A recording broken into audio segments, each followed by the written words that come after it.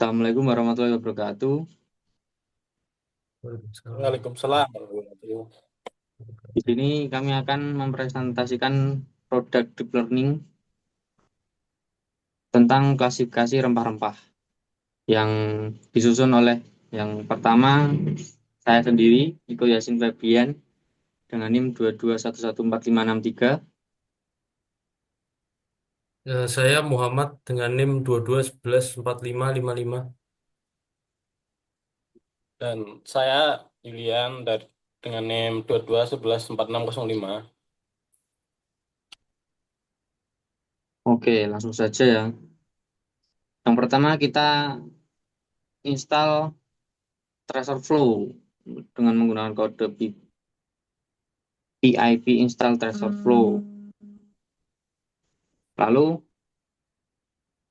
yang kedua kita melakukan menghubungkan Google Drive ke direktori konten Drive agar dataset yang tersimpan di Google Drive dapat kita akses.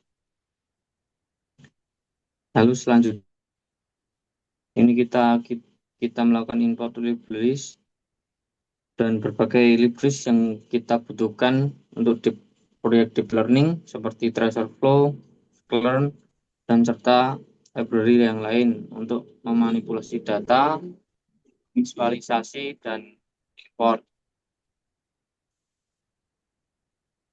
Selanjutnya kita lakukan load dataset dan create data frame. Untuk fungsi train df ini digunakan untuk memuat data gambar serta labelnya ke dalam sebuah data frame.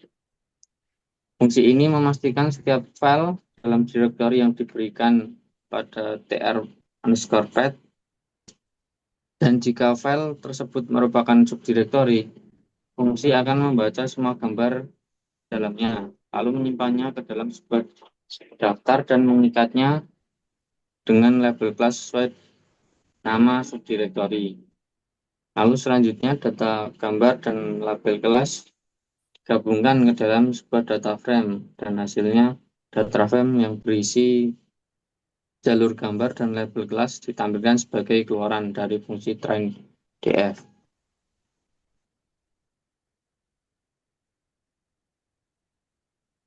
Lalu selanjutnya ini kita split data. Ini kita split menjadi train data 80% dan 20% ini dibagi lagi menjadi 80/20 untuk validasi dan uji.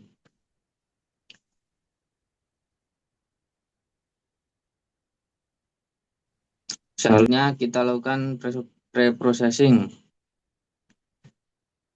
Pada kode ini kita melakukan pre-processing agar data gambar, dataset memiliki keseragaman ya dari ukuran bench size dan bench size. Gambar ini yang pertama diproses ke dalam bench size yang berisi 16 sampel untuk efisiensi memori, dan gambar diubah menjadi 110 kali 110 pixel setiap gambarnya. Lalu selanjutnya ada augmentasi data, generator data latih atau data gen train melakukan augmentasi dengan rotasi hingga 30 derajat, menggeser sudut kecil, melakukan zoom, dan flip horizontal untuk meningkatkan variasi data serta menormalisasi nilai pixel ke skala 0 sampai 1. Selanjutnya generator generator untuk sub data ya. Yang pertama train generator ini untuk membaca data latih dari train df, melakukan augmentasi, mengubah ukuran gambar, dan mengkonversi label ke format kategorikal. Lalu validation generator ini mirip dengan train generator tapi digunakan untuk data validasi. Yang terakhir, tes generator ini membaca data uji tanpa augmentasi, hanya menormalisasi gambar dan memastikan urutan data tetap. Ketiga generator ini menghasilkan bench data yang siap digunakan untuk melatih, memvalidasi, dan menguji sebuah model. Oke, selanjutnya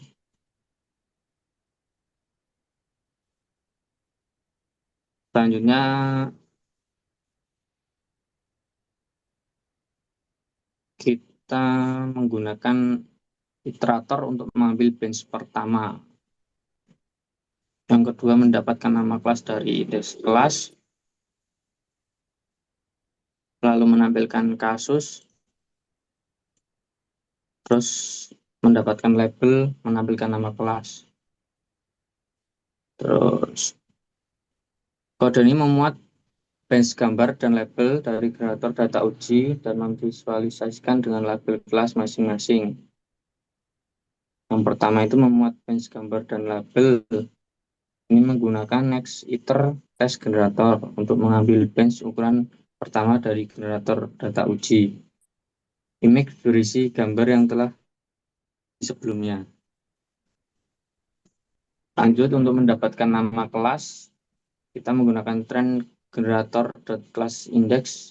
Ini digunakan untuk memberikan mapping antara nama kelas dan indeksnya. Lalu memvisualisasikan gambar, kita menggunakan plot yang dirancang dengan ukuran 7x7 menggunakan PLT figur. Lalu iterasi dilakukan sampai maksimal 16 gambar dan jumlah gambar yang ada jika gambar kurang dari 16. Lalu gambar diambil satu persatu dari image dan ditampilkan menggunakan PLT show. Lalu menentukan label sebenarnya menggunakan np.argmax label dalam kurung i digunakan untuk mengkonversi label dari one hot encoding ke index class. Lalu menambahkan informasi ke plot. Setiap plot diberikan judul nama kelas dengan menggunakan PLT title. Lalu PLT axis dalam kurung off digunakan untuk memastikan tidak ada aksis yang muncul pada setiap gambar. Lalu mengatur layout, PLT tick layout digunakan untuk memastikan plot tersusun dengan rapi tanpa tumpang tindih setiap elemen. Dan yang terakhir, menampilkan plot menggunakan PLT show digunakan menampilkan visualisasi gambar beserta label sebenarnya. Oke, selanjutnya akan dijelaskan oleh Mas Julian.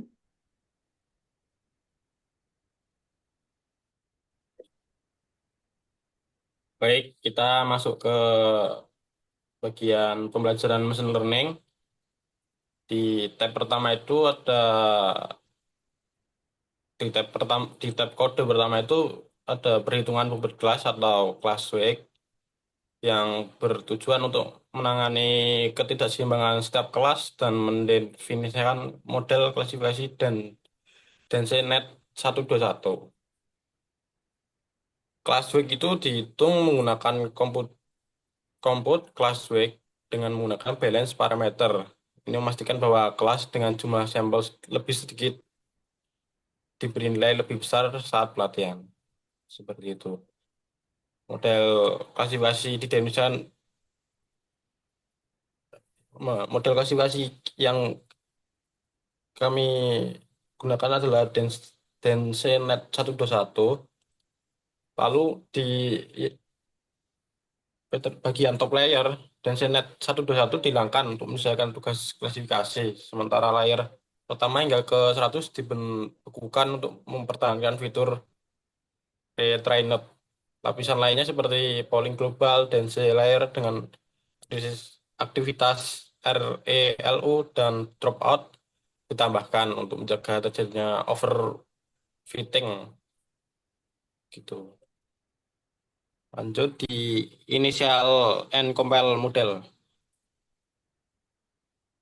Kode ini sebenarnya untuk menginisiasi, kompilasi, dan melatih model, mempertimbangkan bobot kelas untuk mengatasi ketidakseimbangan data. Yang pertama di bagian inisial model itu ada input shape, digunakan untuk menentukan ukuran gambar.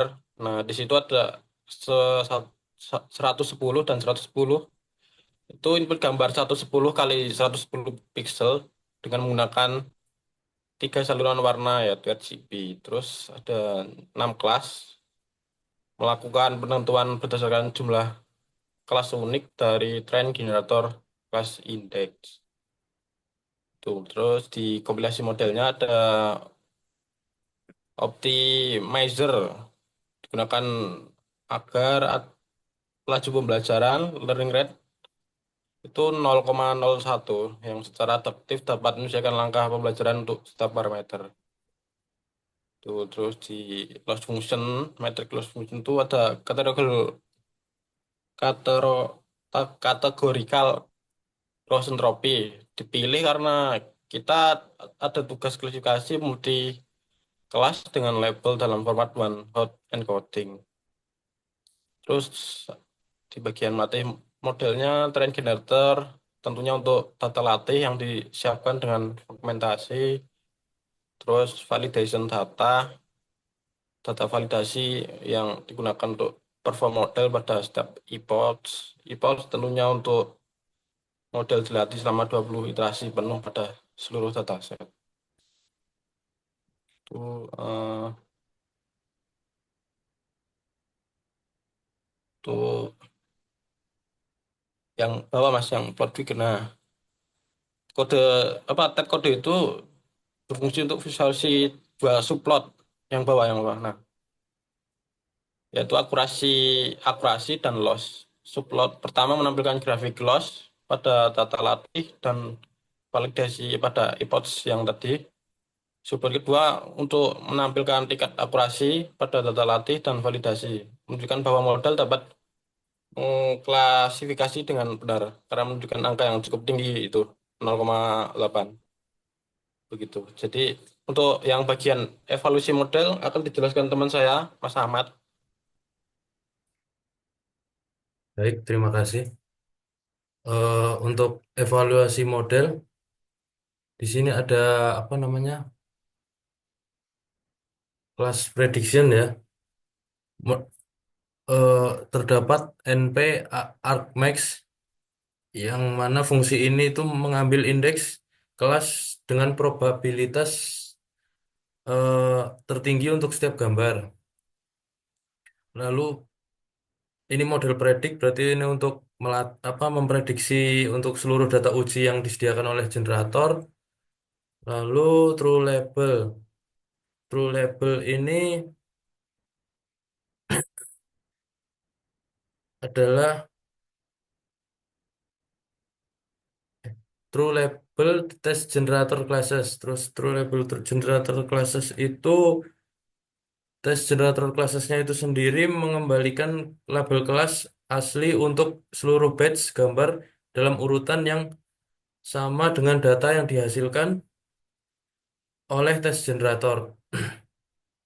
Lalu class name, nama kelasnya, eh class name, class name list test generator dot class underscore indices dot keys. Itu tes generator kelas indicesnya sendiri itu menyediakan kamus yang memetakan nama kelas ke indeks numerik. Lalu kalau secara, kalau fungsi secara keseluruhannya dari list ini itu mengubah kamus list menjadi yang berisi nama-nama kelas sesuai dengan indeks yang digunakan dalam prediksi dan label sebenarnya. Lalu selanjutnya,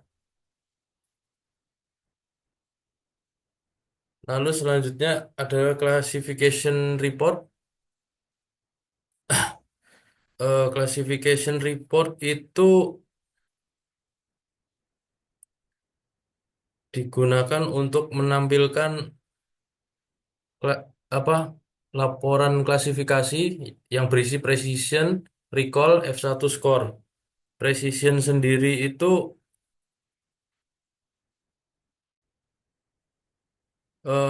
rasio prediksi positif yang benar dibandingkan total prediksi positif. Kalau recall sendiri itu rasio prediksi positif yang benar dibandingkan total kelas yang benar. F1 score adalah harmonik rata-rata antara presisi dan recall. Lalu selanjutnya confusion matrix.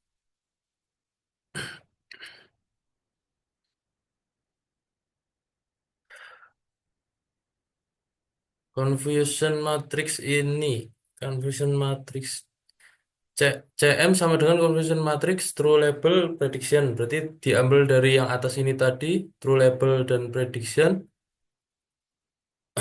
untuk membuat tampilan seperti ini. Lalu di yang terakhir yaitu eh, apa namanya? Untuk proses pencarian rempah-rempahnya. Untuk yang pertama ini adalah kelas klasifikasi image. Klasifikasi image ini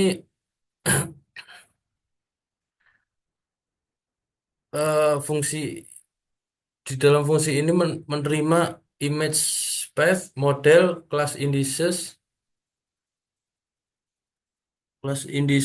dan target size 10 yang ini 110 kali 110.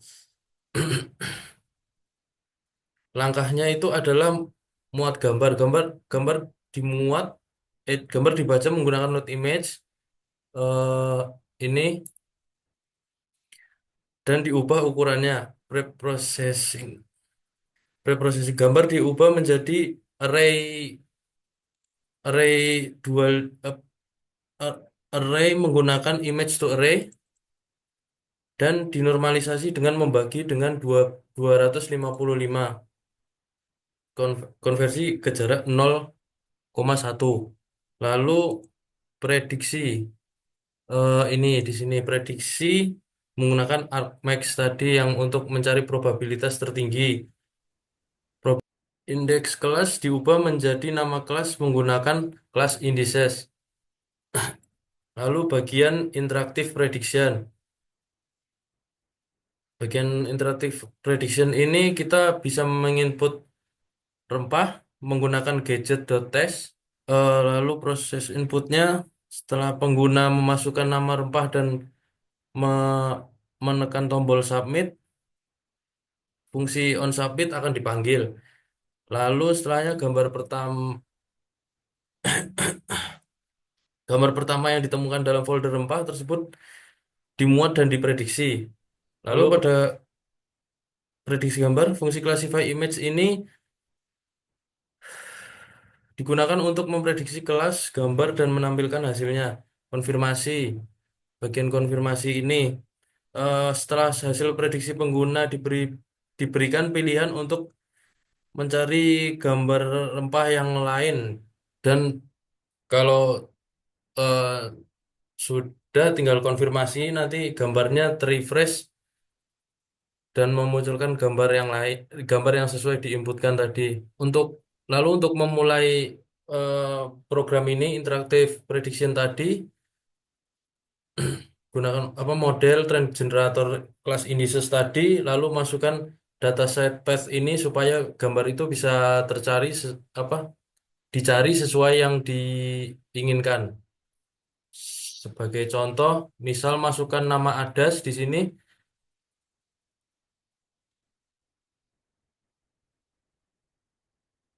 gambar berhasil menemukan prediksi Adas dan gambar dan ininya apa judulnya itu sesuai. Ini beserta angka-angka probabilitasnya. Lalu jika ingin mencari gambar lain, tinggal ketik saja Y, masukkan rempah misal vanili.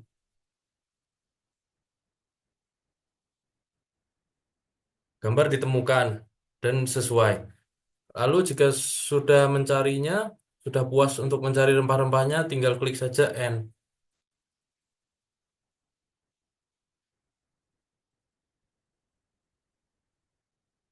Sekian dari kami, kurang lebihnya mohon maaf.